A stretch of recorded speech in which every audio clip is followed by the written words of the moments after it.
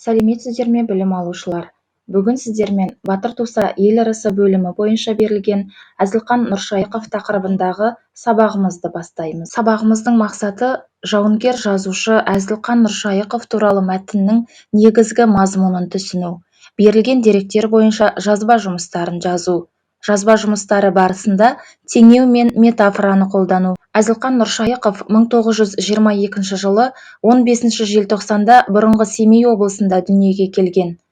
Ауыл мектебін бітіргеннен кейін Алматыдағы Тау-Кен институтының жұмысшы факультетінде, Семейдегі Абай атындағы педагогикалық институтта оқыды. Әзілқан Нұршайықов еңбек жолын мұғалім болып бастаған. 1947-1973 жылдары республикалық облыстық газеттерде әдеби қызметкер, бөлім меңгерушісі, бас редактор қызметін атқарған. Әзілқан Нұршайықов шығармашылық жолын ақын-публицист ретінде бастаған. Өлеңдері мен очерктері, публистикалық мақалалары аудандық, облыстық, республикалық баспасөзде, соғыс жылдарындағы газеттерде жарияланып тұрған. Жауынгер жазушы Ақиқат пен аңыз романын, Тоғыз толғау, Ғажап адам, Невель түбінде деген атпен соғыс тақырыбына арнап бірнеше шығарма жазған. Буниннің, Шолоховтың туындыларын қазақ тіліне аударған. Әзілқан Нұршайықов екінші дәрежелі даңқ, құрмет белгісі, халықтар достығы, екінші дәрежелі отан соғысы орденімен және бірнеше медальдармен марапатталған. Жазушы шығармалары негізінен отан соғысы және еңбек ардагерлерінің өміріне арналған. Көрнекті жазушы 2011 жылы дүниеден озды. Оның рухани мұрасы мәңгілік сақталатын асыл туындылар. Олай болса, білім алушылар, тыңдалым мәтіні негізінде сіздерге бірінші тапсырманы ұсынамын. Бұл жерде сіздерге кесте берілген. Ондағы ақпараттардың тұсына иә, жоқ белгісін қою арқылы Әзілқан Нұршайықов туралы тыңдалым мәтінін қаншалықты есте сақтағандарыңызды тексерулеріңізге болады. Тапсырманы орындау барысында сабақты тоқтатып қойып, тапсырманы орындап, кейін өз нұсқаларыңызды дұрыс жауабымен тексеруге болады.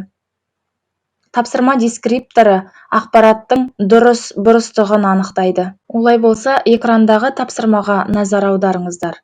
Өздеріңіздің қаншалықты дұрыс жауап бергендеріңізді тексеріп көріңіздер. Құрметті білім алушылар, екінші тапсырманы орындауға кірісейік.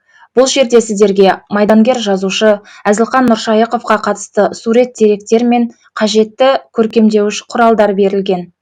Осыларды қолдана отырып, көрнекті жазушы деген тақырыпта ақпараттық мәтін жазыңыздар.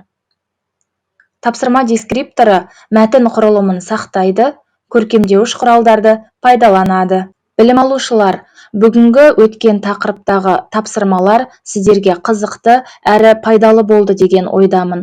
Олай болса, біз сабағымыздың кері байланыс бөліміне өтейік.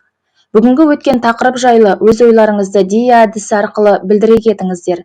Бірінші бағанға бүгінгі сабақта оқығандарыңызды, көргендеріңізді суреттеп, екінші бағанға бұл тақырып бойынша бұрыннан білетіндеріңізді жазыңыздар.